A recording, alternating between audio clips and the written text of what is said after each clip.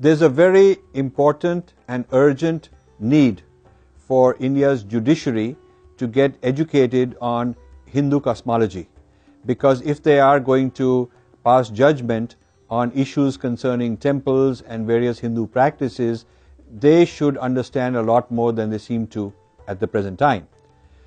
What is distinct about Hindu cosmology compared to all others is that the one divine, the one supreme person, some will call God or Lord, takes form, manifests in innumerable ways, an infinite variety of ways of coming and representing as a person in this world. So the deity, this is what we call deity, the murti in a temple that we go and worship is a living deity. This is a person sitting there and I'm having an interaction with him. It is not symbolic of somebody sitting in heaven. This is very different. The God in the Abrahamic religions remains outside the cosmos always. We can worship him, either sit in a mosque and worship him while he's out there. We can go to a church or a synagogue and worship him while he's out there. If we focus on a symbol, it's just a symbol. It's not that the God is there, but the symbol just to keep in mind who we're talking about. But in Hinduism, the cosmology says very clearly the divine is present in the cosmos. So we have a sacred murti, which means sacredness means divine presence. So when this, to bring about the divine presence, a certain process called pran pratishtha is carried out when the temple is installed, when the deity is installed. It's a piece of stone.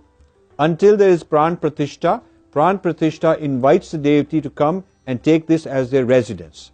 So that particular deity starts living here. It is his or her home from this time onwards. Now each form, each deity has a distinct personality, a distinct lifestyle, a distinct set of habits, what they like, how they want to be approached. It's a male deity, it could be a female form, there are many male forms, there are many female forms, and each has its own character and its own persona and its own prescribed method for a person to have darshan. Darshan means I and the deity, we are having an interaction. It's like with a real person. That's what it is. In a church, you are not having darshan, you are praying to God who's somewhere else.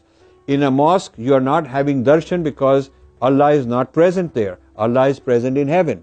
So, for people to understand what happens in a temple, why it even exists, what is the purpose of darshan, and who are you doing darshan with, all I have just said is the minimum required knowledge that any judge, any court ought to have before they start tinkering around with our tradition.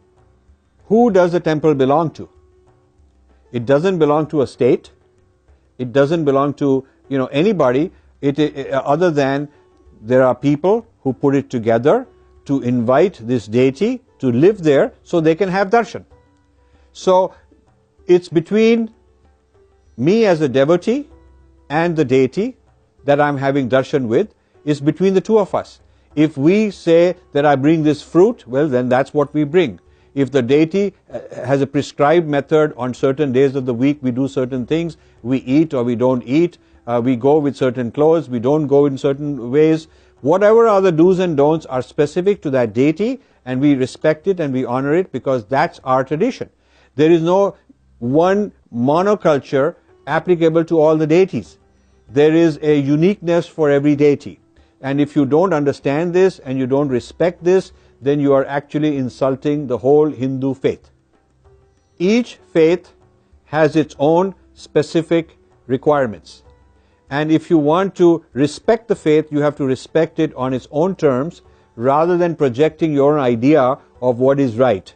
Because it is not the faith of this judge, it is the faith of the people who worship there.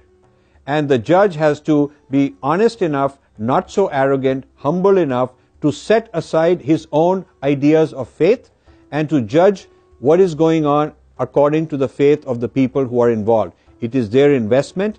For hundreds of years, they've been donating. They are keeping up this temple. It is their deity and their right to worship the way they are prescribed according to the agamas and according to their tradition. Therefore, it's a serious violation of religious freedom to treat such a temple as a secular place, as a place of just history. It's not a place of history or a museum. That's a dead place which has no living deity. It's somebody's home. It's somebody's place of residence. Somebody we worship. So you cannot remove that sacred element and treat it like some place that is just a carving or a statue and has some nice paintings. It is not a tamasha. It is not a tourist spot. It is not for entertainment.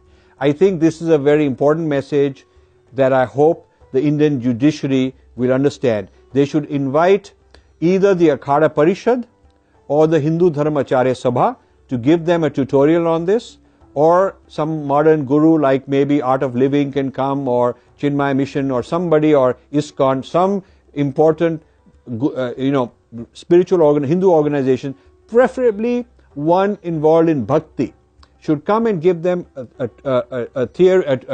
kind of a tutorial.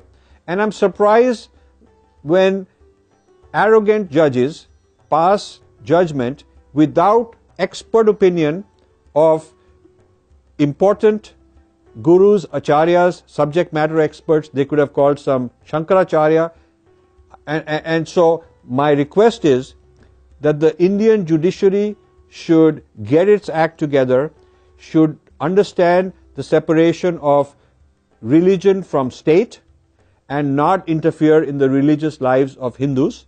But Hindus have not opposed, not resisted this kind of intervention for a very long time, and I think it's time we did so. Namaste to all of you, and I hope you will propagate this message, spread it around to your politicians, to your religious leaders, to the media people, and get them involved.